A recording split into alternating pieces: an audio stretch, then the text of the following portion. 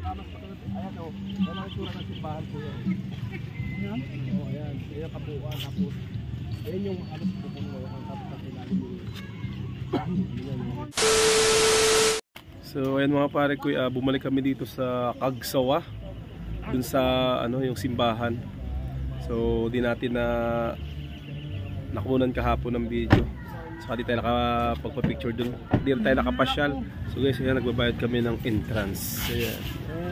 Entrance. So dito kami sa, ang tawag dito?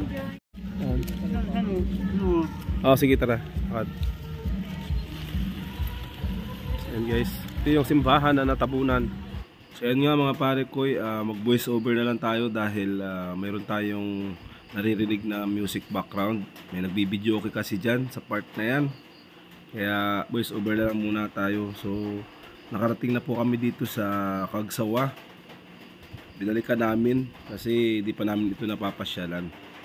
Ayan, so habang galakad kami dyan ni Bisdak, pinikwento ko sa kanya yung history kung anong nangyari sa simbahan na to, kasi hindi siya makapaniwala na simbahan yan eh. Akala niya gawa-gawa lang yan. Kaya naman siyempre kung ano yung nalalaman natin tungkol sa history ng simbahan ng Kagsawa na natabunan ng pagsabog ng bulkan na ilang dekada na ang nakalipas. Siyempre guys, ayan, kasama namin si Kuya Eric, yung aming driver pamangkin ni Ma'am Salvi. Ayan. So syempre habang lalakad kami dyan, ikinikwento niya yung totoong pangyayari kung bakit natabunan itong bulkan na ito. At kung guys, mapapansin niyo na may puno sa gitna ng simbahan na to.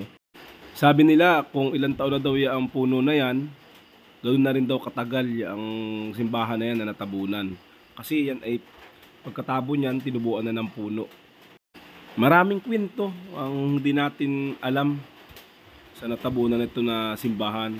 Sabi nila mayroon daw mga namatay. So pwede tayo mag-research kung anong kwento ng simbahan na to. Basta ang alam namin, mamamasyal kami dito ni Bisdak. Yun ang importante, marating namin tong Kagsawa na to. So ayun na mga pare ko, syempre konting kwentuhan lang, di kami nagtagal halos dito. So nag picture taking lang kami dito para syempre may souvenir kami ni Bisdak sa pamamasyal namin dito sa Kagsawa. Ayun, thank you.